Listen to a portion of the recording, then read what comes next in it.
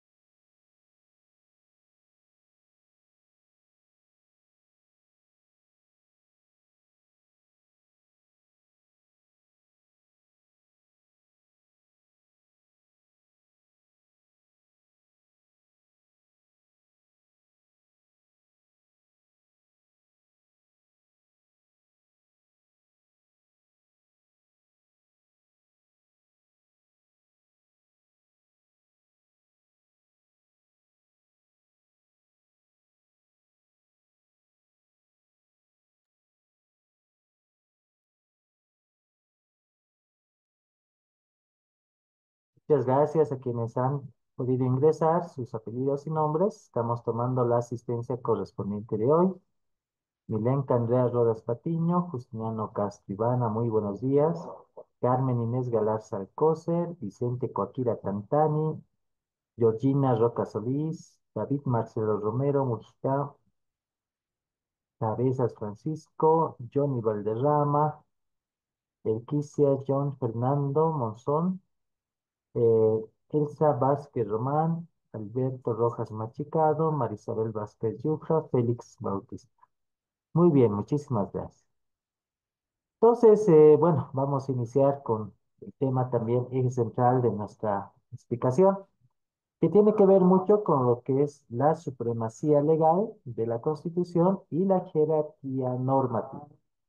Nosotros tenemos un sistema que pues nos colabora a establecer criterios oportunos sobre una máxima línea que viene a ser nuestra Constitución.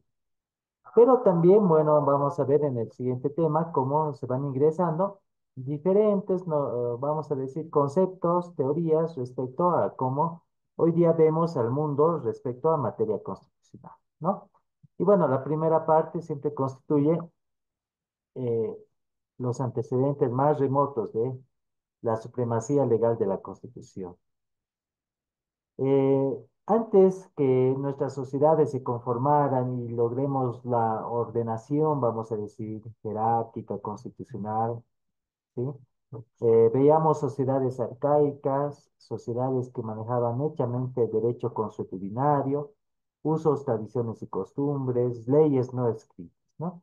Pero bueno, a partir de Inglaterra, del siglo XVII, tenemos por primera vez el Agreement of the People en 1647, ¿no? Donde vemos por primera vez una ordenación constitucional, vamos a decir, la primera forma de agrupamiento de normas para una determinada sociedad o un determinado país.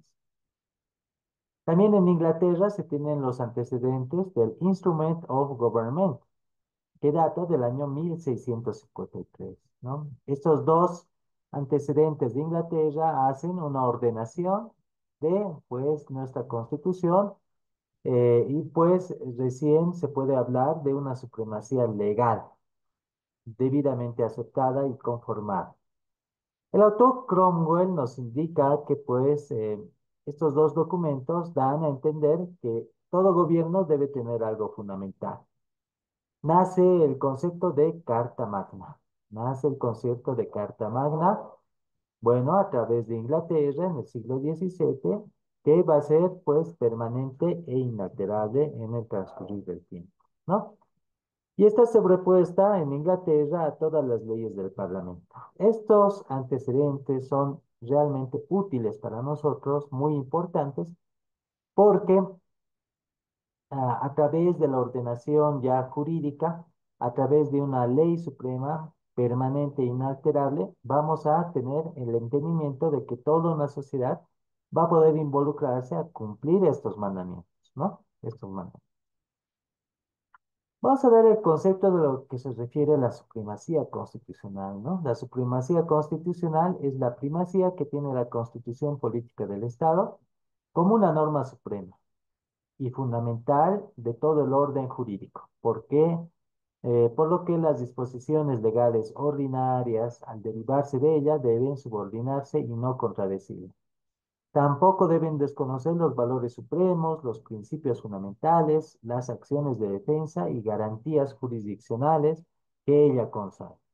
Esto quiere decir, pues, que nuestra Constitución también actual tiene este margen de utilización de una supremacía en base a que se determina una norma suprema, un orden jurídico, un orden establecido por encima de cualquier disposición legal ordinaria. La supremacía constitucional tiene dos ejes para poder entenderse, ¿no? Primero es que no puede aprobarse disposiciones legales ordinarias contrarias o incompatibles con la Constitución. Cualquier disposición ordinaria, contraria o incompatible puede ser declarada nula y puede ser retirada del ordenamiento jurídico.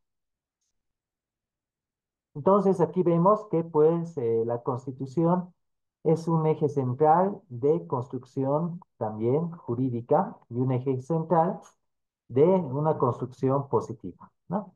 El segundo punto, que todas las autoridades públicas tienen la obligación de encuadrar sus actos y decisiones a las reglas que dispone la Constitución Política del Estado, ¿no? Aquí hablamos de todos los que están en una secuencia de la administración, ¿sí? Son funcionarios públicos, todos ellos tienen la obligación de cuadrar todas sus decisiones, actos y decisiones a las reglas que dispone la Constitución Política del Estado, ¿no? Desde la primera autoridad, que es el presidente de nuestro Estado plurinacional, hasta el último funcionario público, tiene la obligación de cumplir lo que viene a ser la Constitución. Así lo determina el artículo 410 de la Constitución Política del Estado.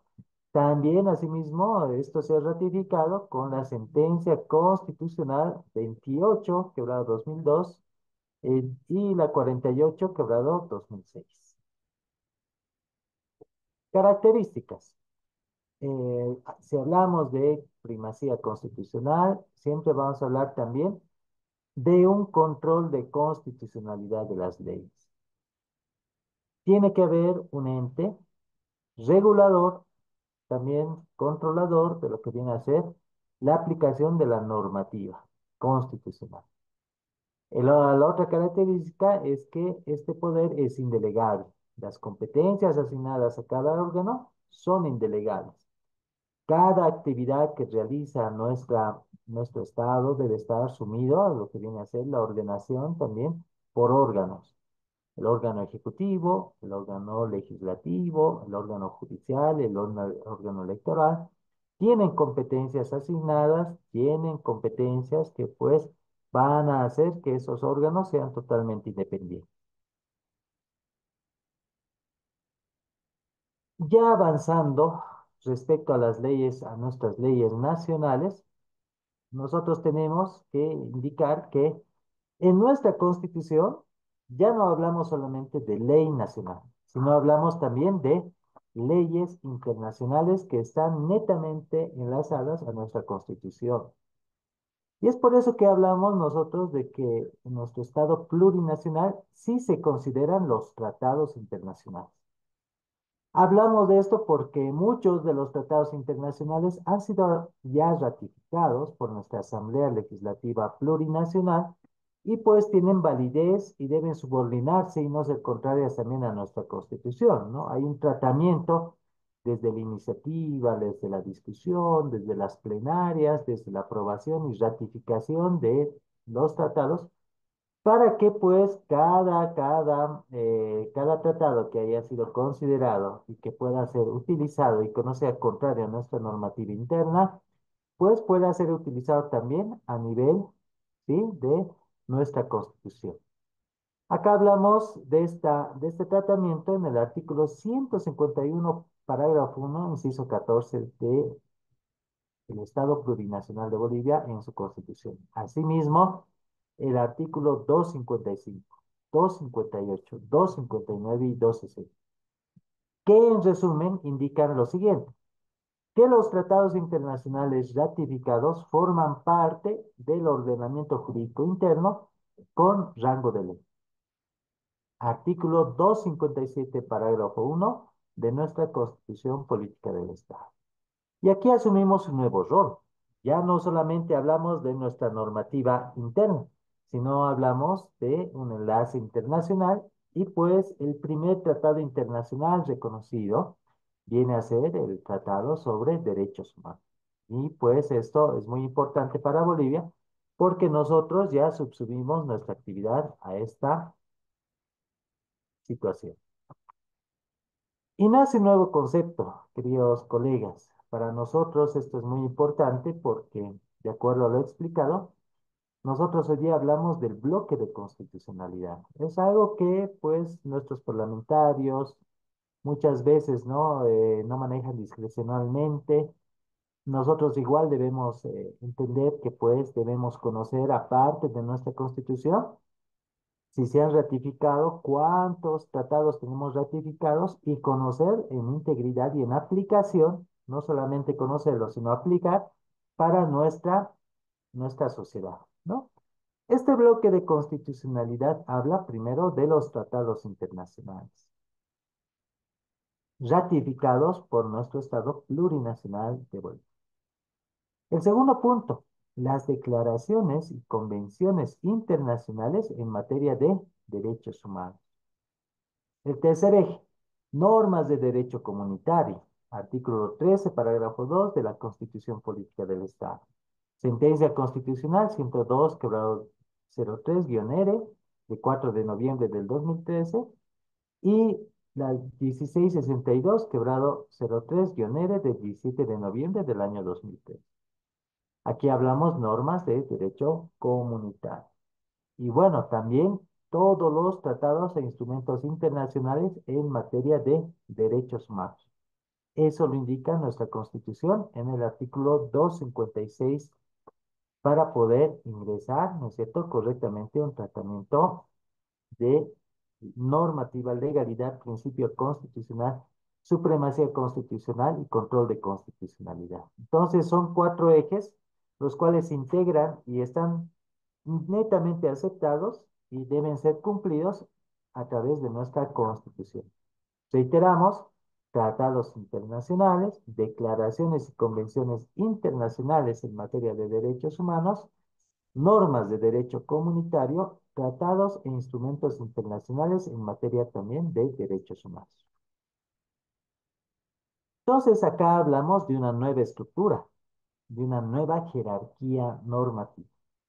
La jerarquía normativa, entonces, va a estructurar jurídicamente lo que viene a ser la aplicación en un Estado. Y precisamente hay niveles de aplicación jerárquicos en nuestro Estado. Y pues esto establece que hay órganos que van a tener, ¿no es cierto?, unas funciones especiales. Son órganos emisores, les denominamos de esa manera. Su importancia y el sentido funcional también hacen que no pueda oponerse a otras de superior rango. Es decir, que toda la actividad estatal, toda la actividad gubernamental, toda nuestra sociedad está sometida, ¿no?, a un orden superior, a un rango superior, que está en nuestra Constitución, pero también se integra el bloque de constitucionalidad. Así lo determina esta estructura jurídica, el 410, parágrafo 2 de nuestra Constitución, y también, ¿no es cierto?, la sentencia constitucional 13-03 de 14 de febrero y la 60-03 de 3 de julio. Entonces ya existe acá un nuevo tratamiento normativo, existe una nueva ordenación que va a ser muy importante conocer. Y aquí vamos a entrar en debate, ¿no?, estructurado de cómo antes se entendía lo que viene a ser la aplicación de la Constitución. Y pues ya tenemos una construcción muy importante, muy sutil, muy interesante de aplicación en nuestro Estado plurinacional. Como estudiantes de Derecho, siempre hemos hablado nosotros de un autor muy importante, hasta el día de hoy, sí, nuestro autor Hans Kelsen, ¿no? Él tiene una obra muy importante para nosotros los abogados que viene a ser la teoría pura del derecho, ¿no? Donde hablaba de un ordenamiento jurídico escalonado y piramidal, ¿no? Donde todas las normas jurídicas están sometidas a la máxima disposición, que es la Constitución Política del Estado, y a partir de la Constitución para abajo, como una pirámide, existe un ordenamiento de normas, ¿no? Aquí está la Constitución y por debajo estarían las leyes, resoluciones legislativas, decretos supremos, resoluciones supremas, ¿no? Esta clase de normas son útiles para que nosotros integremos, ¿no es cierto?, un conocimiento. Y antes del 2009 sí, podemos utilizar todavía en Bolivia esta teoría de Hans Kelsen. Y pues veamos que durante bastantes años se ha utilizado esta teoría en muchos estados y también en muchas construcciones jurídicas. Pero esta teoría ya ha sido superada, ¿no? Si nosotros estuviéramos hablando, como dice el cuadro, solamente de la Constitución, la pirámide de Hans Kelsen, como está ahí, no aceptaríamos, ahí ustedes pueden ver, tratados internacionales. No existiría la posibilidad de integrarnos globalmente. Pero hoy día estamos en un mundo moderno, en un mundo estructurado, en un mundo global, un mundo que pues tiene que trabajar necesariamente con otros estados. No podemos estar aislados, no podemos estar exentos de lo que está ocurriendo a nuestro alrededor con otros países. No podemos quedar exentos de indicar que pues nuestra estructura podría no estar amparada a una modernidad legislativa. Y pues tenemos un autor muy importante porque ese autor es boliviano, ha sido boliviano, gran autoridad diplomático por varios años, representante de nuestro estado en la República de Bolivia y posteriormente pues también docente de muchas universidades, profesor mío también, el profesor Felipe Trenic, que nos decía que existe una nueva teoría y habla del reloj de arena de Felipe Trenic, ¿no? Este es el reloj de arena. Si ustedes pueden verificar acá, hasta acá estaríamos hablando de un derecho interno, ¿sí? Cómo se conocía la pirámide de Hans Kelsen hasta acá. Pero la Constitución y las constituciones del mundo hoy día hablan de este sistema diferente, donde la Constitución se ha integrado al derecho internacional por tratados internacionales, principalmente en derechos humanos. Y bueno, tenemos que dar aquí una explicación teórica porque, bueno, la Constitución de nosotros, el 2009, toma este concepto y no solamente nuestra Constitución, varias constituciones a nivel global van a tomar este sustento porque Después de la Primera Guerra Mundial, allá por el año 1910, 1914, de la Segunda Guerra Mundial, de los años 1944 para adelante, hemos visto dos guerras globales donde habían, ¿no es cierto?, bloques que peleaban y pues países que siempre, bueno, no buscaban la paz global, sino que siempre estaban encarnecidos en una guerra total, ¿no? Después de 1944, allá por el 1948, recién se hace la Organización de Naciones Unidas, ¿no? Pero a consecuencia de la Segunda Guerra Mundial. En la Primera Guerra Mundial también se había hecho una liga de naciones, donde también se contemplaba países que pues puedan integrarse bueno, a entender, vamos a decir, una unificación global, pero esa Liga de Naciones que se ha conformado después de la Primera Guerra Mundial, allá por 1918, no ha tenido éxito. Llegamos a la Segunda Guerra Mundial, nuevamente hay países que convulsionan no solamente una parte del mundo, sino todo el mundo, y pues lamentablemente ocurre eh, un fenómeno, ¿no?, de guerra, donde se pierde gran cantidad de personas y pues también se pelea mucho por territorio y esto es un carácter netamente geopolítico, ¿no? Por recursos que tengan esas tierras. A partir de 1948, cuando tenemos la primera conformación de la Organización de Naciones Unidas, la ONU, tenemos también el tratamiento de la primera normativa internacional, que va a hablar sobre la Declaración Universal de Derechos Humanos. Esto hace ver que desde 1948 hacia adelante se ha tratado de equiparar, ¿no es cierto?, a los países para que puedan tener respeto a su normativa. No entendamos de otra cosa que pues pueda privar de derechos, sino que vuelven a ser normativas más garantistas. No olvidemos que teníamos la esclavitud en nuestra región, llamado también el pongueaje. Y pues durante muchos años en Bolivia no se admitió esta actividad. Inclusive teníamos aún dictaduras y pues esas dictaduras eran recurrentes, ¿no? A partir de 1978-79, recién Bolivia ingresa al tratamiento de esta normativa de derechos humanos y ratifica por primera vez esta Declaración Universal de Derechos Humanos. Y bueno, el 2009, con el bloque de constitucionalidad, la teoría moderna que tenemos, ingresa directamente ya como un tratamiento constitucional y señala que está admitida en el artículo 410 de nuestra Constitución. Entonces, esta teoría es la que hoy utilizamos. Y como vamos a ver enseguida en los videos, vamos a utilizar el sistema mexicano, el sistema argentino y el sistema español de tratamiento de esta normativa, de este cuadro, donde muchos países han modificado parte de su constitución, no en todo, pero han tenido que admitir esta nueva teoría, ¿no?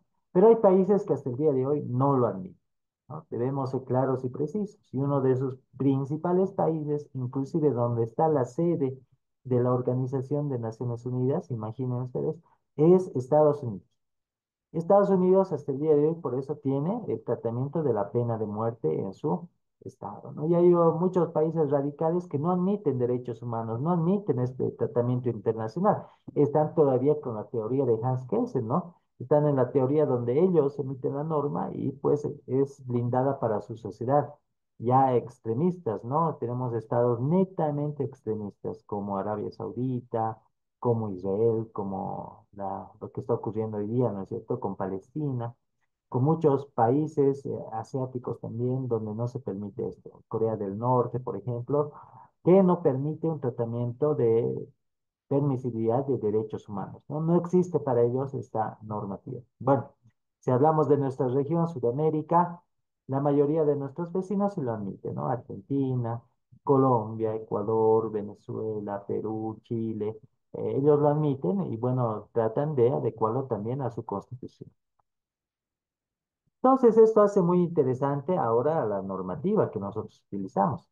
Esta es la doctrina que hoy tenemos en manifestación de nuestra Constitución.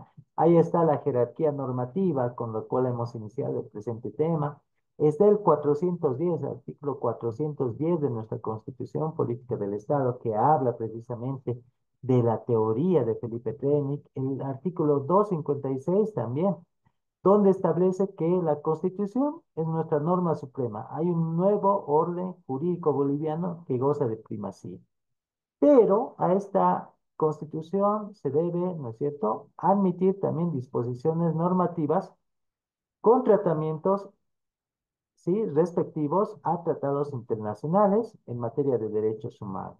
Y pues todos los que declaren derechos más favorables a los contenidos en nuestra Constitución y que se aplican de manera preferente sobre esta, ¿no?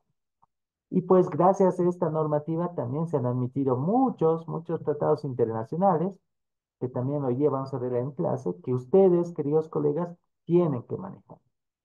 Por esto viene a ser ya una especialidad en Bolivia, porque debemos nosotros utilizar este gran tratamiento internacional hoy que nos ayude a poder convocar, ¿no es cierto?, a utilizar ya no solamente la Constitución, sino todos los tratados internacionales que hayan sido ratificados por el Estado plurinacional de Bolivia, ¿no?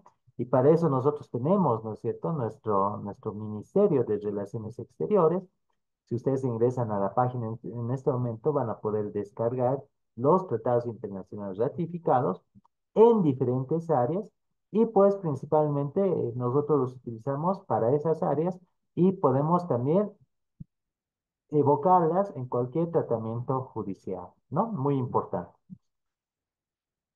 Muy bien, aquí vamos a hacer la primera parte de lo que viene a ser estructurar un análisis de estos países que han utilizado esta normativa y este nuevo tratamiento internacional. Voy a utilizar en esta primera parte un autor mexicano muy conocido y también muy aceptado en muchas teorías modernas del derecho constitucional, que es el profesor mexicano Miguel Carbonell, ¿no? Que nos va a hablar precisamente de este fenómeno que ha ocurrido también en México. Y esto es muy importante porque nosotros debemos entender que el mundo hoy día está blindado también con derechos humanos y pues muchos países están actuando en esto para poder ejercer un control debido, un control satisfactorio en derechos humanos para el avance, ¿ya? Espérenme un momentito, enseguida proyecto el video.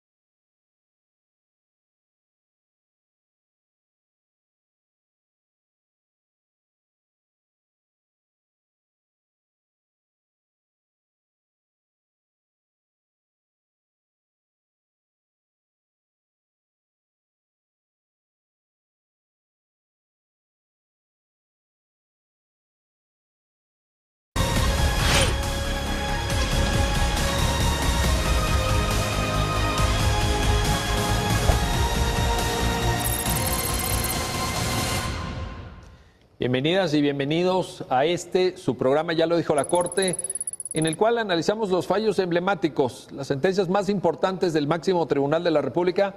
Y hoy vamos a analizar una sentencia que me atrevo a decir que ha sido una de las más comentadas, de las más analizadas en el ámbito académico mexicano. Creo que todos los que damos clase en uno u otro momento hemos hecho referencia a este pronunciamiento de la Suprema Corte, porque viene a reconfigurar muchas de las cosas que la enseñanza tradicional del derecho pues explicaba en relación a la jerarquía normativa, la construcción del ordenamiento, la relación entre niveles normativos a través del principio de jerarquía, en fin, una serie de cuestiones. Me refiero a la contradicción de tesis 293, diagonal 2011, y para entender los alcances del pronunciamiento de nuestro máximo tribunal de la República, le doy la bienvenida a Arturo Bárcena. Bienvenido, Arturo. Un gusto tenerte nuevamente en este programa. Y Arturo Guerrero, bienvenido. Bienvenido, Arturo, también. Muchas gracias, pues, no sé, Arturo Bárcena, si nos quieras ayudar a entender cómo llega el caso a la Corte, qué es lo que se plantea, porque aquí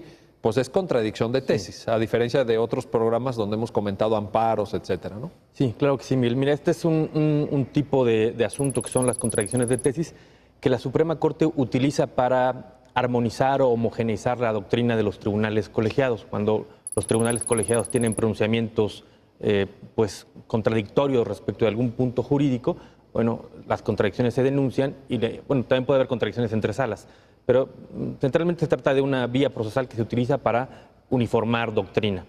En este caso concreto, el tema se planteaba en relación con criterios de 3 tribunales colegiados. Los tribunales colegiados habían abordado 3 temas. El tema de la jerarquía normativa de los tratados internacionales, que bueno, ahora lo comentaremos, ha sido un tema que ha abordado la Suprema Corte durante los últimos 20 años con distintos criterios. El tema sobre la vinculación de la jurisprudencia interamericana hacia los tribunales nacionales, si es obligatorio o no, y el control de convencionalidad que pueden realizar los tribunales del Poder Judicial de la Federación. Estos 3 temas los abordaban los tribunales colegiados y la idea era ver si estas 3 sentencias tenían realmente un punto en contradicción. Para simplificar un poco la presentación, simplemente diría que la Corte encontró que respecto de los 2 primeros temas había un punto de contradicción porque se habían sostenido criterios distintos, tanto respecto de la posición jerárquica que guardan los tratados internacionales en el ordenamiento nacional, como respecto de la vinculatoriedad que puede existir o no de la jurisprudencia interamericana. En realidad, sobre el control de convencionalidad no había un desacuerdo entre los tribunales colegiados, y entonces la Suprema Corte fija como puntos de contradicción a resolver estas 2 cuestiones. Es una contradicción de tesis que creo que también vale la pena decirlo, que resuelve el Pleno de la Suprema Corte. Pues entrémosle ya directamente. Arturo, ayúdanos a entender. A ver, jerarquía normativa. ¿Por qué es importante el tema? ¿Cómo lo resuelve la Corte? ¿Cómo se aborda en la sentencia? Claro. El enfoque tradicional que se había dado para los casos que involucraran estándares derivados de tratados internacionales siempre había sido el de jerarquía normativa. De esta forma encontramos una línea jurisprudencial evolutiva bastante clara, aunque espaciada en el tiempo, en el cual la Corte se había ido pronunciando poco a poco sobre el lugar o el rol que tenía en los tratados internacionales dentro de nuestro esquema de fuentes, dentro de nuestro ordenamiento jurídico. En esta línea viene un primer pronunciamiento en el cual la Corte equipara los tratados internacionales a las leyes, sin hacer una distinción de leyes federales, leyes generales, y concluye que están en el mismo escalón. En ese sentido, quedan ambas por debajo del texto constitucional y no hay ningún debate ulterior al respecto. O sea, ¿tendríamos Constitución hasta arriba? Exactamente, Constitución. Y en un segundo peldaño tendremos leyes del Congreso. Exactamente. Y tratados internacionales. Exactamente. Ahí, digamos, en esos términos. En esos términos. En los 80 había habido ya un par de criterios en los que la Corte sí había hecho una distinción entre leyes federales y leyes generales. No obstante, no le daba mayor desarrollo y acá no se retoma. Entonces queda exactamente como lo acabas de plantear. Posteriormente, en el 99, se resuelve un asunto en el cual la Corte modifica este primer criterio y concluye que los tratados internacionales se encuentran inmediatamente después de la Constitución, pero por encima de las leyes federales. Nuevamente, sin retomar esta distinción que había existido entre leyes federales y leyes generales. De esta manera, la pirámide normativa en México quedaría Constitución, tratados internacionales, leyes federales. Unos años después, 2007, si mal no recuerdo, viene un nuevo pronunciamiento por parte de la Corte y cambia ahora el criterio, y lo que dice es que hay un orden jurídico constitucional, hay un orden jurídico nacional, y después viene esta distinción que se ha hecho entre federal y local, que estarían en un plano de paridad de acuerdo con el propio texto constitucional. Y esto conduce a la Corte a concluir que los tratados internacionales se encuentran inmediatamente después del texto constitucional y después vendrían ya en un plano nacional con leyes generales, pero por encima de las leyes federales y de las leyes locales. Lo interesante... A ver, aquí, déjame te detengo aquí para ¿sí? Precisar esto. Leyes generales y leyes federales son ambas creadas por el Congreso de la Unión.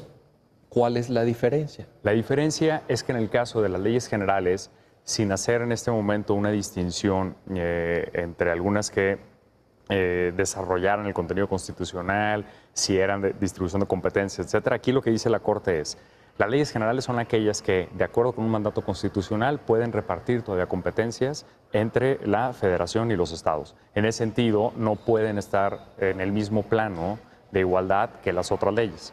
Y por eso que las leyes federales. Que las leyes federales, pese a que ambas son productos del Congreso de la Unión. Correcto. Es correcto. Entonces, ¿qué esquema tendríamos a partir de ese Tendríamos criterio? un esquema en el cual se encuentra la Constitución, por encima de todo, y luego vendría un plano nacional en el cual se encuentran tratados internacionales, leyes generales, y después viene la distribución competencial entre federación y estados.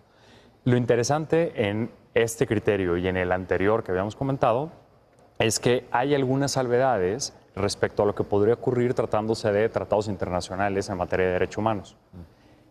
Esto es lo que da pauta a que la Corte empiece analizando si el esquema de jerarquía era el adecuado para seguir resolviendo este tipo de problemática. Aquí hay un cambio fundamental, que es que en los meses previos a que, bueno, el asunto se denuncia todavía con el texto constitucional anterior, pero inmediatamente después cambia el texto constitucional, las reformas ya muy comentadas de amparo y derechos humanos en 6 y 10 de junio de 2011. Esto genera una serie de reflexiones por parte de la Corte, del Pleno, en ambas salas y del foro jurídico en general.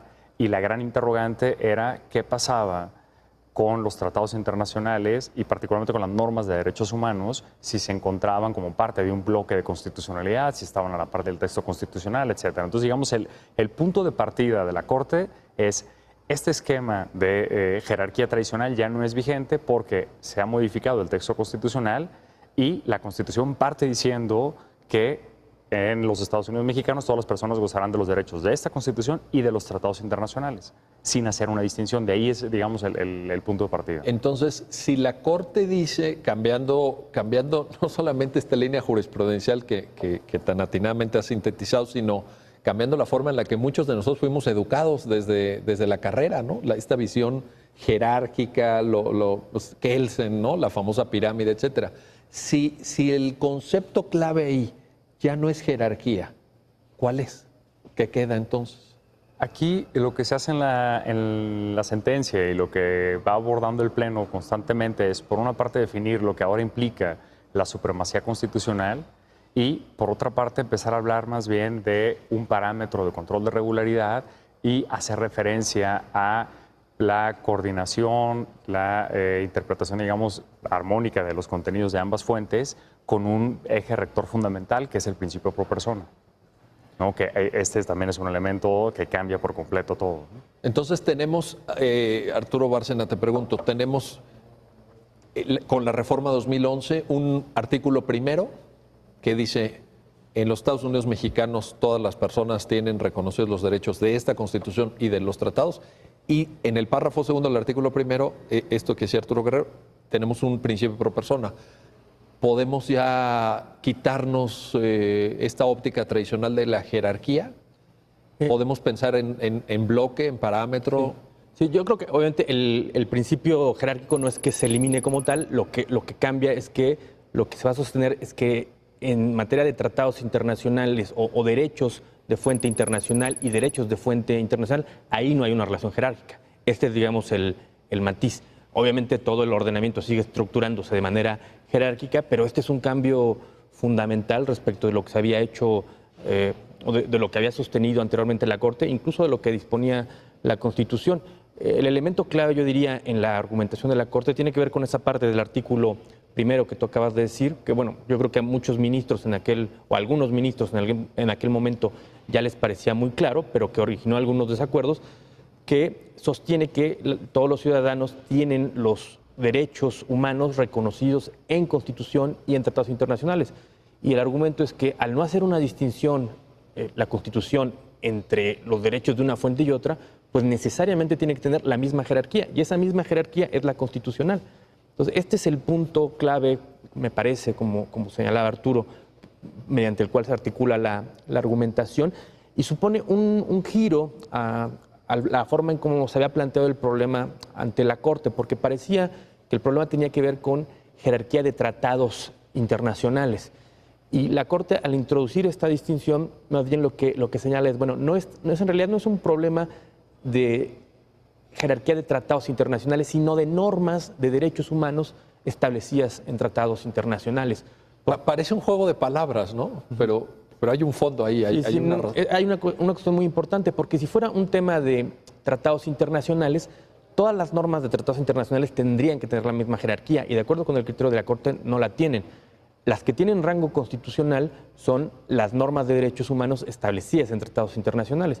¿Pueden ser, te pregunto, ¿pueden ser tratados internacionales de derechos humanos nada más o pueden haber algunas de estas normas en otro tipo de tratado? Exacto, ese es el punto importante. Es que hay algunas normas de derechos humanos que no están en tratados internacionales de derechos humanos. Todos conocemos a la Convención Americana de Derechos Humanos, al Pacto Internacional de Derechos Civiles y Políticos, la Convención de los Derechos del Niño, pero hay otras normas que contienen derechos que podemos considerar derechos humanos que no están en tratados internacionales de derechos humanos.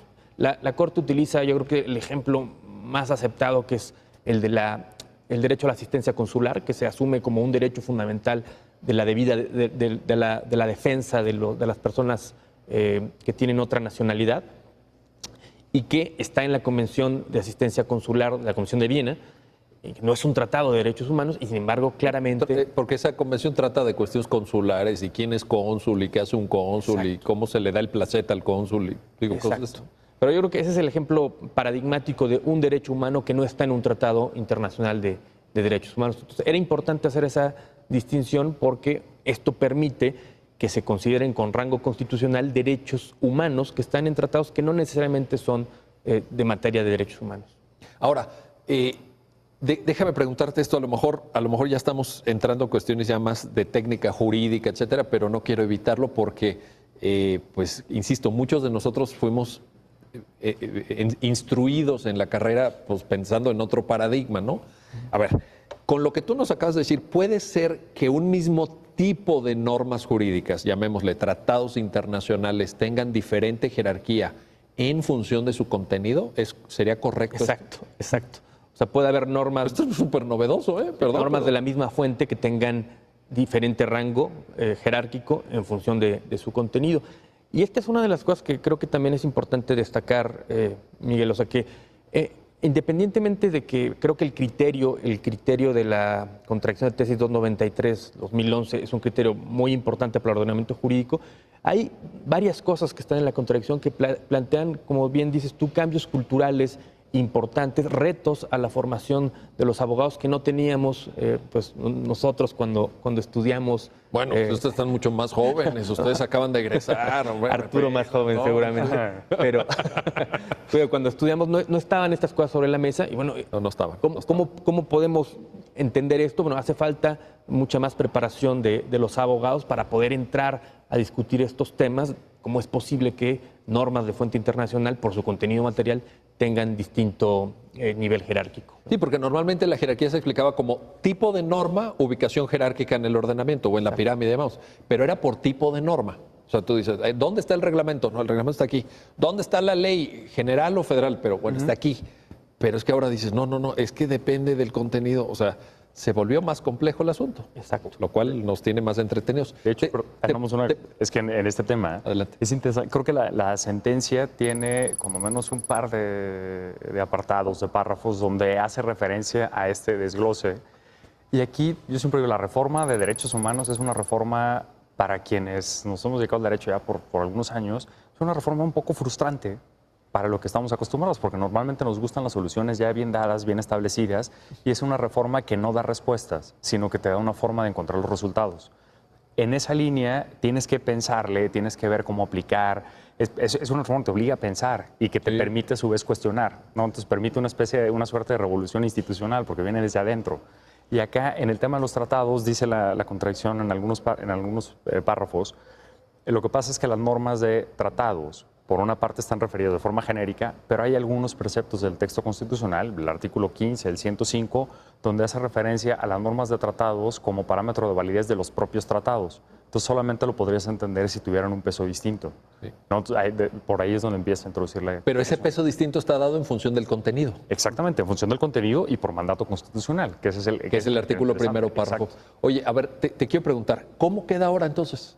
Porque cuando hablamos de bloque o de parámetro, en fin, como le queramos llamar,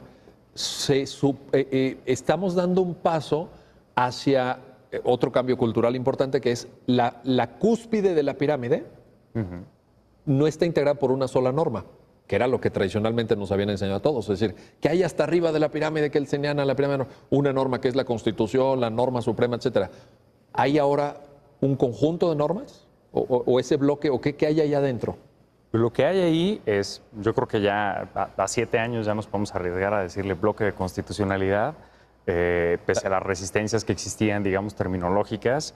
Y aquí como un pequeño paréntesis, porque creo que todos los lugares donde se ha hecho referencia al bloque de constitucionalidad hacen referencia a algo parecido, que es esta materia que podemos llamar propiamente constitucional.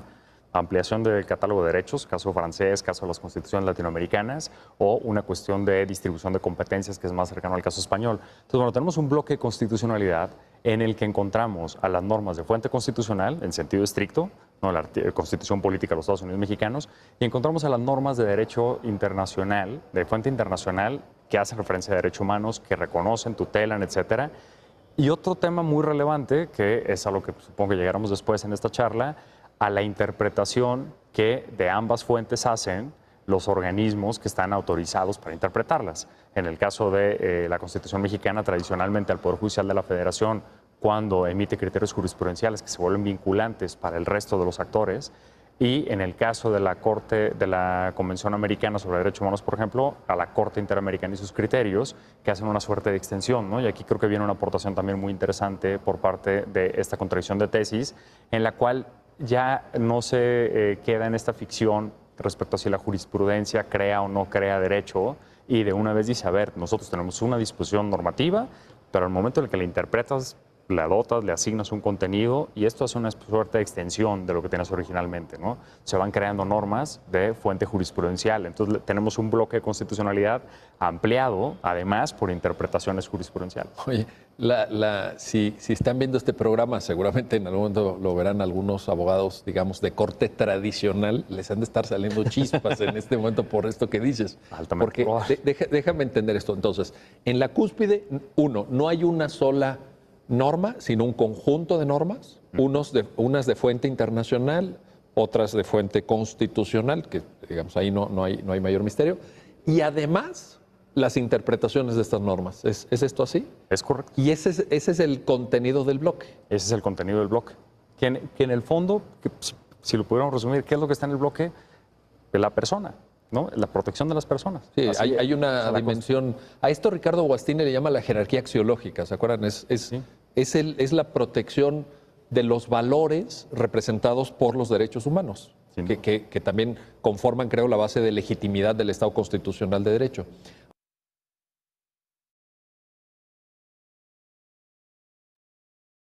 muy bien. Está muy importante y el análisis que podamos tener. Es muy importante conocer también cómo las otras constituciones, desde el año 2004, muchos, desde el año de los 90, muchos países, como lo vamos a ver también a continuación, han cambiado hasta los... El compendio hoy día entonces constitucional es diferente. El compendio que tenemos respecto al manejo constitucional también es muy similar ahora a bloques de constitucionalidad de diferentes países, ¿no? Estamos hablando de países que sí han admitido el tratamiento de derechos humanos principalmente y pues tratamientos internacionales en su actual constitución, ¿no? Entonces, bueno, estamos yendo en buen camino el día de hoy en las clases. A continuación vamos a ver lo que ocurre con la legislación argentina. También para la aclaración, estos estados tienen una población, un territorio también muy amplio. Bolivia solamente, por ejemplo, tenemos 11 millones. Con el nuevo censo vamos a saber a cuánto estamos llegando de población. Pero estas mega sociedades, lo decimos así, pues tienen un tratamiento federativo, ¿no? Porque bueno, sus regiones son bastante grandes y pues tienen una norma principal, que es la Constitución, normas federativas y también tratamientos internacionales, ¿no? En el caso de Bolivia solamente es una, es la Constitución Política del Estado, ¿ya? Muy bien, vamos a hacer aquí una pausa pequeñita para poder tener 10 minutos y pues a continuación vamos a integrar también la explicación teórica y también práctica de lo que ocurre con nuestras constituciones. Y al final de la clase, a la mitad al final, vamos a ver las constituciones radicales que no utilizan este sistema, que Bolivia tiene mucho cuidado con ese tratamiento y también nuestros compatriotas van a tener muchos problemas porque estas constituciones pues son totalmente contrarias, ¿no? Donde no admiten derechos humanos principalmente. Bien, ingresamos a la pausa, por favor, que tenemos programada a las 11. 10 minutos, por favor.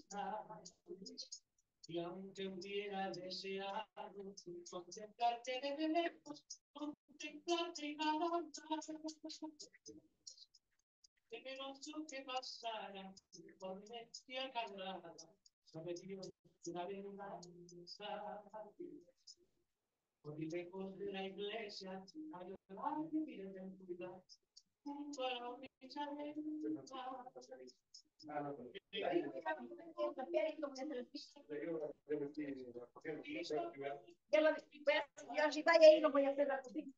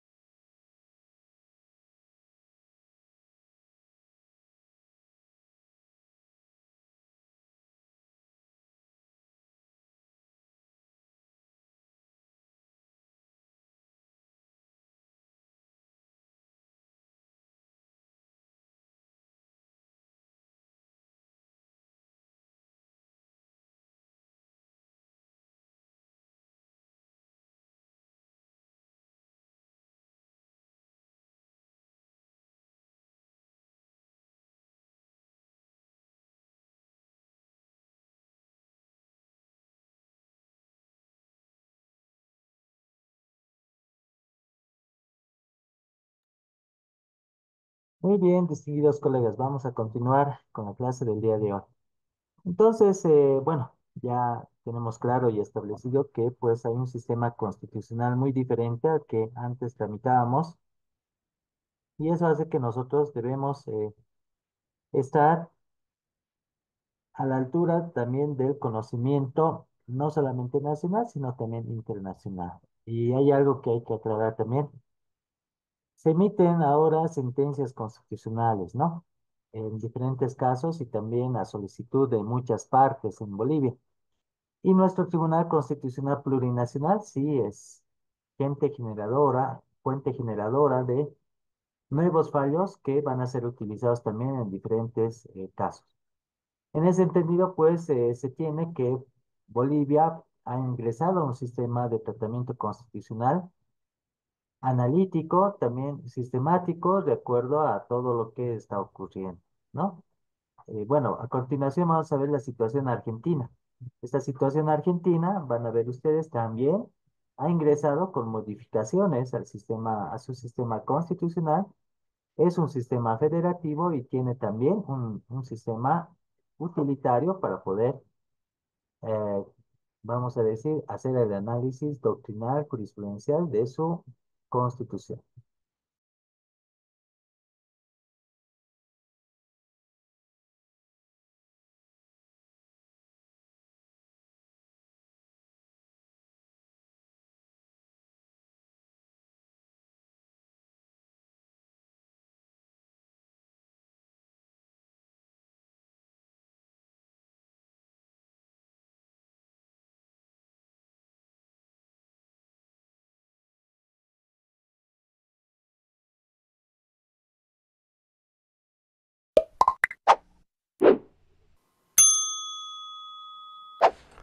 Hola, hoy estamos en un nuevo encuentro donde uno de los temas que vamos a analizar es el concepto de supremacía constitucional y convencional dentro de lo que es el modelo argentino. El punto de partida es tener en cuenta que en 1994, con la reforma constitucional y especialmente con la incorporación del artículo 75.22, pasamos de un Estado constitucional de derecho a un Estado constitucional y convencional de derecho. La diferencia es que hasta 1994 el punto que unía con fuerza normativa al Estado y el derecho era únicamente la Constitución. A partir de 1994 el punto que une el Estado con el derecho con fuerza normativa irradiando a todos los ordenamientos inferiores son la Constitución y la convencionalidad. Y entendemos por convencionalidad a los instrumentos internacionales sobre derechos humanos que tienen jerarquía constitucional dada por la Convención Constituyente de 1994 o dada por el Congreso de la Nación a partir del mecanismo establecido por el propio 75, inciso 22. Que la Constitución y que la convencionalidad se encuentren en un mismo campo no implica que los instrumentos internacionales hayan sido incorporados a la Constitución. Este es un error conceptual de base que hay que superar. Los instrumentos internacionales sobre derechos humanos no forman parte de la Constitución, sino que comparten con la Constitución el ámbito normativo de supremacía. Por eso hablamos de supremacía constitucional y convencional. Son dos fuentes, una interna la Constitución y otra externa los instrumentos internacionales sobre derechos humanos, que tienen su propio texto, su propia lógica de funcionamiento y sus propios órganos que las interpretan y las aplican. Y una vez que ambas fuentes están en funcionamiento, se retroalimentan, dialogan y en caso de colisión entre fuentes, se debe aplicar la fuente que ofrezca una alternativa más pro derechos, más pro persona para la solución del caso concreto. Una de las principales consecuencias del modelo argentino fue justamente la sanción del Código Civil y Comercial, puesto que en los artículos 1, 2 y 3, que establecen las pautas de interpretación del código, se determina que en los casos en los cuales este código se aplique, se deberá tener como última instancia de interpretación tanto a la Constitución como a los instrumentos internacionales, y no solamente en su faz textual, sino también en su faz de interpretación dada por, en última instancia, la Corte Suprema de Justicia y en última instancia por los órganos que interpretan y aplican estos instrumentos internacionales. Es muy importante tener en cuenta que cuando observamos a la Constitución y a los instrumentos internacionales sobre derechos humanos, primero vamos a observar lo que se denomina el derecho vigente, que es la textualidad, el derecho escrito, tanto en la Constitución como en los tratados sobre derechos humanos, y posteriormente el derecho vivo, que es el derecho interpretado. En el caso de la Constitución, en última instancia, quien lo va a interpretar va a ser la Corte Suprema de Justicia, y en el caso de los instrumentos internacionales, quien lo va a interpretar y aplicar en última instancia son los órganos que estos instrumentos establecen y prevén para su interpretación y aplicación. Lo que nunca puede suceder en nuestro modelo es que desde la Corte Suprema de Justicia se establezca cuál es la interpretación correcta de los instrumentos internacionales sobre derechos humanos, como tampoco puede los órganos de aplicación de estos instrumentos inferir o obstaculizar aquello que la Corte Suprema de Justicia establece como interpretación de la Constitución. Son dos fuentes distintas que comparten un mismo espacio y que irradian desde la supremacía constitucional y convencional sus contenidos a todos los derechos secundarios y a todas las relaciones, ya sea aquellas relaciones que tienen las personas con el Estado y aquellas relaciones que tienen las personas entre sí. El 75, inciso 22, establece que ambas fuentes son complementarias, con lo cual los ponen en un plano de igualdad. En principio, tanto la Constitución como los instrumentos internacionales sobre derechos humanos están en un plano de igualdad. Estos instrumentos tienen jerarquía constitucional en las condiciones de su vigencia. Las condiciones de su vigencia reconocida pueden ser condiciones de vigencia estáticas o condiciones de vigencia dinámica. Las condiciones de vigencia estáticas son aquellas en las cuales el Estado argentino ratificó estos instrumentos. Pueden ser las reservas realizadas o las declaraciones interpretativas realizadas. Y como bien dice su nombre, son estáticas porque no se modifican, no cambian. Las condiciones de vigencia dinámicas son aquellas que surgen de las interpretaciones realizadas por los órganos que interpretan y aplican estos instrumentos. Pueden ser dinámicas directas cuando se refieren al Estado argentino y pueden ser dinámicas indirectas cuando se refieren a otros estados. También la Constitución establece en el 75, inciso 22, que estos instrumentos no derogan artículo alguno en la primera parte. Y esta frase ha dado lugar a muchísimas interpretaciones, muchas veces interpretaciones que, desde mi punto de vista, no guardan una cierta lógica dentro del contexto de todo el 75, inciso 22 y de los demás artículos de la Constitución. Porque esta fórmula no deroga artículo alguno en la primera parte ha dado lugar para que cierto sector de la doctrina y cierto sector de la jurisprudencia de la Corte Suprema de Justicia determinase que, en última instancia, los instrumentos internacionales sobre derechos humanos que tienen jerarquía constitucional, en caso de colisionar con la primera parte de la Constitución, siempre y en cualquier situación tendrían menos jerarquía. Con lo cual se entraría en una contradicción de ingeniería constitucional, porque el primer párrafo del 75, inciso 22, establece que, como regla general, que los tratados tienen más jerarquía que las leyes y menos jerarquía que la Constitución. Y después, el segundo y tercer párrafo del 75, inciso 23, establecen toda esta nueva estructuración en relación a los instrumentos internacionales sobre derechos humanos que tienen jerarquía constitucional, que no podemos entonces establecer o concluir que en el segundo y tercer párrafo la Constitución está diciendo exactamente lo mismo que dice en el primer párrafo. La interpretación de parte de la doctrina y la consolidación en los últimos años de la jurisprudencia de la Corte Suprema de Justicia ha establecido que ese no deroga en artículo alguno en la primera parte supone que tanto la Constitución como los instrumentos que tienen jerarquía constitucional a priori tienen la misma jerarquía, y en el caso de aplicación, en un caso concreto, se va a aplicar aquella que tenga una opción más pro persona o que más desarrolla extensivamente los derechos. Y que si en ese caso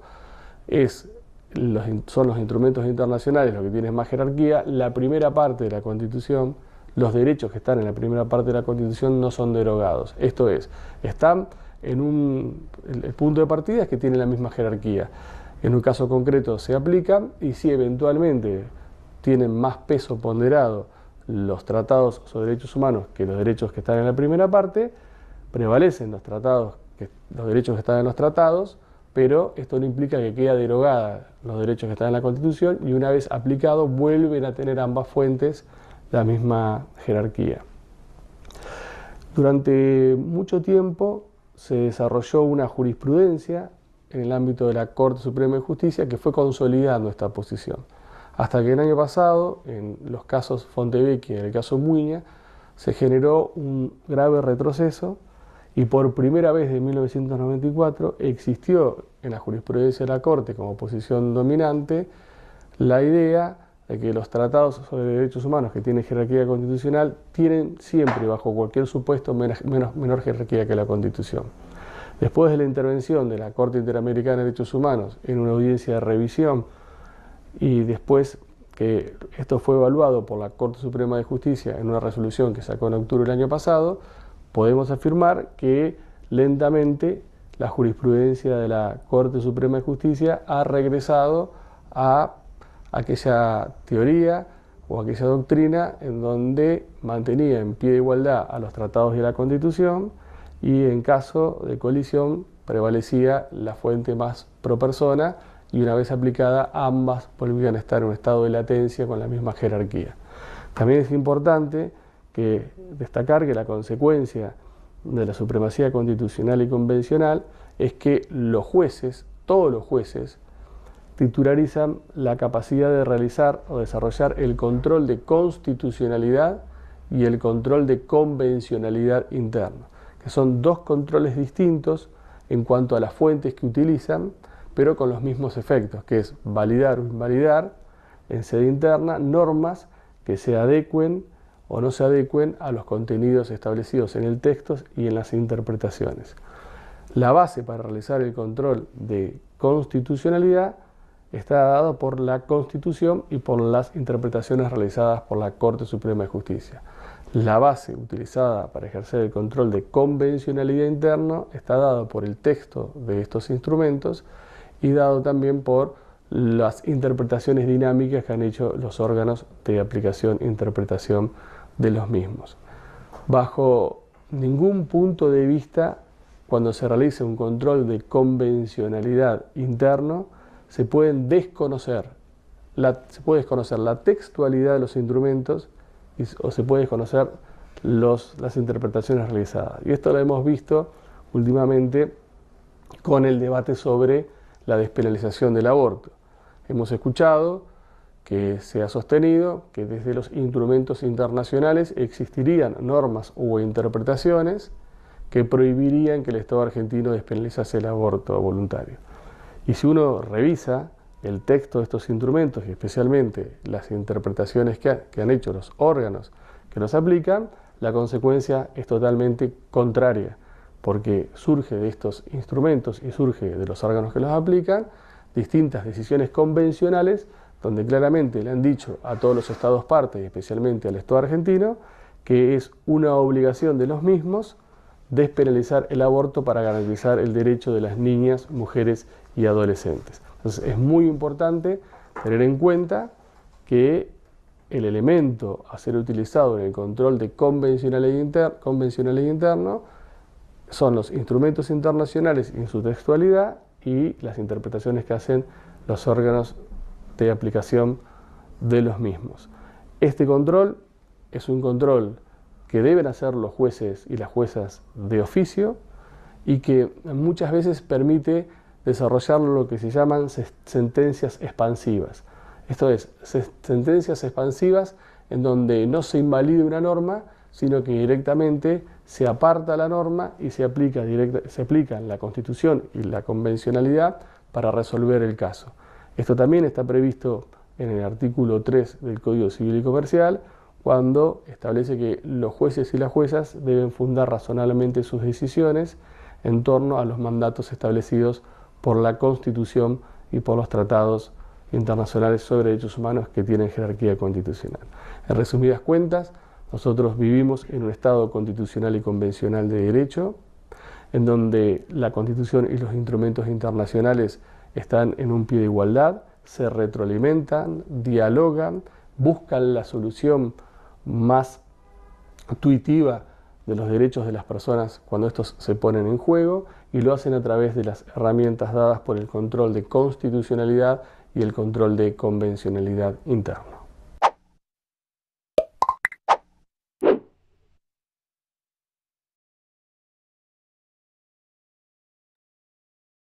Muy bien, hemos visto dos casos entonces, el de Argentina y también el de México, donde tenemos un sistema ya parecido al Vamos a nuestro, hablar de supremacía constitucional, que probablemente es un... y pues tenemos una construcción muy importante, muy diferente también en Bolivia. Por eso que nosotros tenemos que saber perfectamente cómo utilizar también nuestra constitución. Precisamente ahora vamos a dar esta parte, porque tenemos un sistema muy, muy diferente a lo que viene a ser 1826, cuando se crea la primera constitución. Tenemos un sistema muy diferente a lo que es la Primera y Segunda Guerra Mundial. Y desde el 2009 tenemos un tratamiento exquisito en lo que viene a ser la Constitución en su actualidad. El tema de entender, ¿no es cierto?, el sistema constitucional tiene que ver también con los antecedentes del control de constitucionalidad que tenemos. Y estos antecedentes pueden ser sumamente útiles cuando, bueno, nosotros integramos también la normativa internacional para nuestro tratamiento. Y entender, ¿no es cierto?, este sistema de tratamiento hace que nosotros también contemplemos el sistema óptimo de control de constitucionalidad, ¿no? Y precisamente ahora vamos a ingresar a él. El sistema de control de constitucionalidad en Bolivia, pues, tiene una cápite de análisis y aceptación también respecto a lo que viene a ser nuestra constitución, ¿no? Eh, la constitución siempre va a prever mecanismos e instituciones que organizan su cumplimiento. Primero, siempre hay un sistema de control constitucionalidad y el procedimiento de reforma de la Constitución. Cuando hablamos nosotros de una Constitución, siempre nosotros velamos por el principio de supremacía constitucional y también de la jerarquía normativa que van a hacer a través de ella. Hay muchas infracciones que podemos cometer, ¿no? Diferentes autoridades, diferentes ciudadanos a lo que viene a ser la Constitución o tal vez normativa también, no solamente nacional, sino internacional. Entonces, hoy día tenemos un control diferente, vamos a decirlo así, para el control de constitucionalidad y también el control de supremacía y jerarquía normativa. Ingresemos primero a lo que viene a ser el sistema constitucional en su acepción más importante respecto al control de constitucionalidad, ¿no? El control de constitucionalidad siempre va a estar a cargo, ¿no es cierto?, de nuestra máxima autoridad, pero también siempre va a estar a cargo de lo que viene a ser el sistema oportuno de manejo de políticas y también, bueno, control jurisdiccional para garantizar el principio de supremacía constitucional y jerarquía normativa. Esto hace ver que, bueno, nosotros tengamos en Bolivia el control normativo preventivo y un control normativo correctivo, ¿no? La protección de derechos humanos también que tiene un sistema de basamento también estructurado en Bolivia. Y el control del ejercicio del poder político, ¿no? El poder político, ya que hemos visto bastantes excesos en lo que viene a ser el sistema, ¿no es cierto?, de los políticos que, pues lamentablemente utilizaban este criterio solamente para cierto beneficio, ¿no? Entonces, Bolivia siempre va a buscar, ¿no es cierto?, un sistema oportuno para mejorar el control y pues va a buscar también un control efectivo. Eh, Hablemos un poco de la definición de un control de constitucionalidad. Para Víctor Ortecho Villena nos indica que el control de constitucionalidad es un conjunto de procedimientos, tanto políticos como jurisdiccionales, destinados a defender la constitucionalidad. Es decir, la plena vigencia de la Constitución y el respeto a las normas constitucionales. Para que exista este control de constitucionalidad en Bolivia, primero tenemos que tener una constitución política del Estado. Segundo, que tenemos que tener un órgano de control de constitucionalidad que sea independiente y especializado. Tercero, que el órgano de control de constitucionalidad tenga facultades decisorias. También el derecho de los particulares para solicitar el control de constitucionalidad. Y bueno, que estos actos o decisiones de los órganos del poder público y demás instituciones estén sometidos al control de constitucionalidad, ¿no? Y Bolivia tiene acá el eje central de ese control, que viene a ser el sistema de control de constitucionalidad político y el sistema de control de constitucionalidad jurisdiccional. Está a cargo de nuestro Tribunal Constitucional, en primera instancia el año 94, pero ahora tenemos un sistema de control a través del Tribunal eh, Constitucional Plurinacional, ¿no? Y bueno, vamos a ver dos ejes de control. Bolivia lamentablemente ha ocurrido que, pues, lamentablemente, vamos a decir, tenga una situación de un control que ejerce también un sistema de control a la actividad política. ¿Por qué? Porque hemos visto demasiados excesos y pues esto hace que nuestra constitución hoy día también vele este principio, ¿no? Y bueno, la principal característica en este sistema de control de constitucionalidad político tiene que ver con que tienen la desconfianza de los ciudadanos porque muchas veces la devolución judicial ha causado, ¿no es cierto?, un sistema de control político también. Esto desde la teoría que se maneja desde Francia, con la Revolución Francesa en 1789, donde se habló de este sistema de control para los políticos. También el control de constitucionalidad es ejercido por un órgano político, ¿no? El órgano legislativo. El Consejo Constitucional de Francia también es eje central de esta nueva forma de control. También el control de constitucionalidad es preventivo. El órgano encargado del control es el órgano legislativo. El control de constitucionalidad también es consultivo, porque pues eh, debido a que las decisiones que se pronuncian del órgano encargado del control no tienen un efecto vinculante. Acá vamos a hablar también del sistema de control de constitucionalidad jurisdiccional, ¿no? El sistema de control jurisdiccional hace un control de constitucionalidad a través de un órgano jurisdiccional.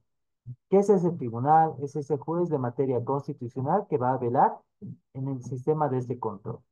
Este control de constitucionalidad es correctivo, es correctivo. El control de constitucionalidad es coercible y coactivo, ¿no? Las decisiones que pronuncia tienen un efecto netamente vinculante. Este sistema de control tiene tres modelos. El sistema modelo americano, el modelo europeo y el modelo mixto. Bueno, este sistema de control jurisdiccional habla netamente de un tribunal constitucional plurinacional en Bolivia y también del nacimiento de salas constitucionales, ¿no? Y bueno, estos modelos son los que van a ser eje hoy día también de análisis y también del nuevo procedimiento constitucional. Hoy día tenemos doctrina del derecho procesal constitucional gracias a este sistema de control y tiene tres modelos en los cuales se ha basado. Vamos a hablar del sistema de control de constitucionalidad difuso, el modelo americano, el modelo de constitucionalidad de control de constitucionalidad concentrado, de acuerdo al modelo europeo kelseniano, Y el modelo de control de constitucionalidad mixto o integral, modelo latino. ¿Ya? Y bueno, la presente clase vamos a terminar con este análisis del modelo norteamericano. El caso que se ha practicado en 1803 de control de constitucionalidad jurisdiccional en el caso Marbury versus Madison. ¿Ya? Marbury versus Madison. Para que ustedes puedan tener un conocimiento de este caso y que lo podamos discutir la próxima clase, les voy a pasar el video de esto, por favor, directamente al grupo de WhatsApp que tenemos. Y de acuerdo a ello, por favor, vamos a entrar en un análisis, ¿no? ¿Cómo se practicaba este control de constitucionalidad en Estados Unidos? Precisamente con un autor muy importante que es John Marshall, que va a ser el juez, que va a hablar, ¿no es cierto?, de un problema entre el presidente John Adams, William Marbury, y tenemos aquí a Thomas Jefferson y James Madison como parte integrante de este control.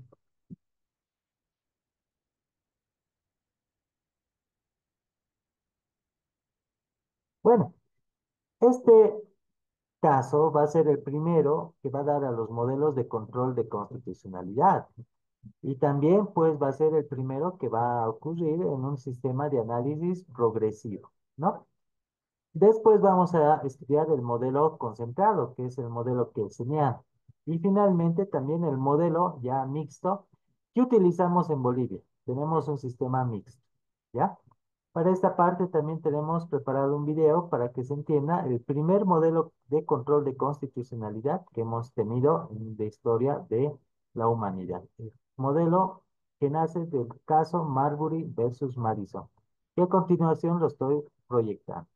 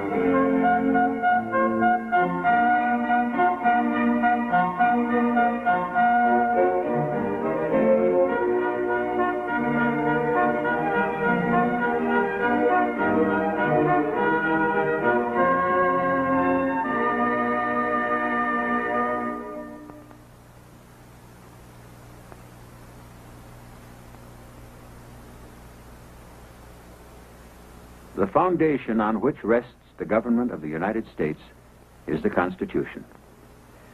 Like most important political documents, the Constitution is subject to interpretation. That is one of its great strengths. The Constitution is not a legal straitjacket. It is firm and yet flexible enough to meet the needs of an ever-growing, ever-changing nation. Naturally, the question arises, who is to say what the Constitution means? Who is to say, for example, whether a law enacted by Congress is constitutional or whether it is not? Congress? The President? The judiciary? The question arose during the very infancy of the Republic. It brought face to face two eminent statesmen who have profoundly affected America as we know it today, President Thomas Jefferson and Chief Justice John Marshall. What Jefferson said was this: the voice of the people is supreme. Let the people decide through their elected representatives what the Constitution means and what it means not. What John Marshall said, on the other hand, was this: the Constitution itself intends for the federal judiciary to make that decision, men who are appointed to the bench for life and who therefore stand above party strife and political turmoil. The difference of opinion of the two men on this crucial issue was resolved within the framework of a case known as Marbury versus Madison, a case which was heard before the Supreme Court in 1803 and which led to one of the most important decisions ever made by that court. Sometime during the fall of 1801, four men decided to pay a visit to the United States Department of State. The four men's names were Marbury, Ramsey, Harper, and Howe. President Adams, during the very last days of his administration, had nominated them as justices of the peace for the District of Columbia. The Senate had confirmed them. President Adams had signed their commissions, and the then Secretary of State, John Marshall, had affixed to the commissions the seal of the United States.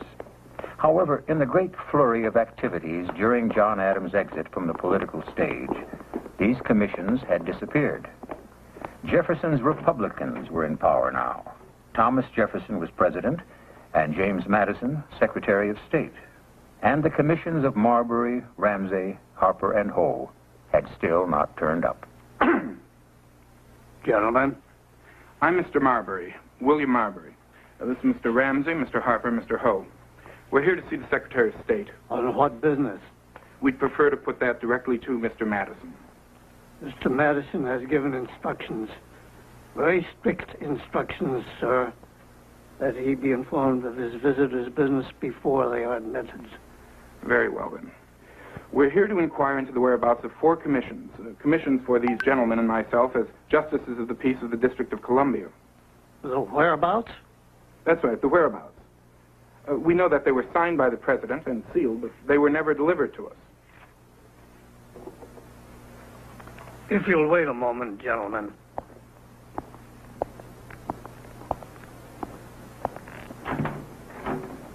He'll see us. He won't. If he doesn't, I'll make him jump. You mark my words. Make him jump? There's little chance of that. You keep forgetting, Marbury, we lost the election.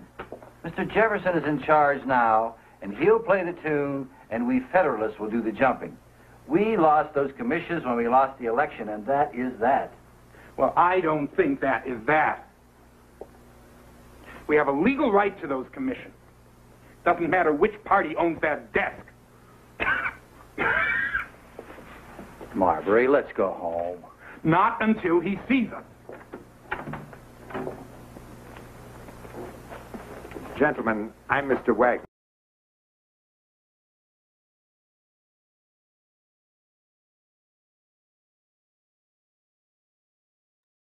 Muy bien.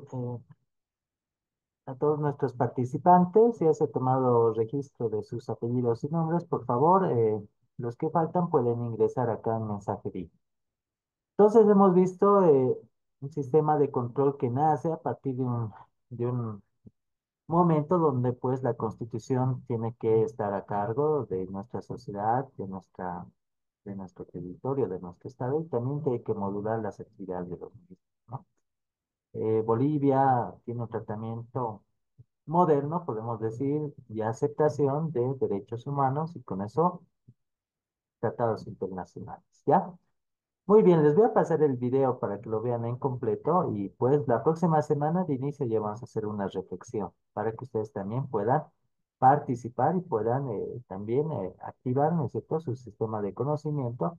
Y también vamos a ver, les voy a pasar en materia de grupo en semana los países radicales que no están de acuerdo con este sistema, que siguen tratando el sistema de Kelsen, de Hans Kelsen, donde pues son realmente extremistas y no admiten vamos a decir, una aceptación que es de derechos humanos, es decir, que totalmente viven en una situación de dictadura y pues están a cargo de jerarcas que hasta el día de hoy no permiten ni siquiera la sucesión de presidencia, sino una sucesión totalmente hereditaria, ¿ya? Que existen esos temas. Muy bien, les agradecemos por la participación en la presente clase. Estamos cerrando la misma hoy, 25 de mayo, horas 11:55 de la mañana, ¿sí? Por favor, la próxima semana, reitero, la participación de ingreso vamos a tomar, ¿ya? Su participación. Muy bien, muchísimas gracias. Hasta la próxima clase. Hasta luego, doctor. Gracias. Otra oportunidad. Hasta luego, doctor. Hasta luego, doctor. Gracias. Hasta luego, doctor. Hasta luego, doctor. Hasta luego, doctor.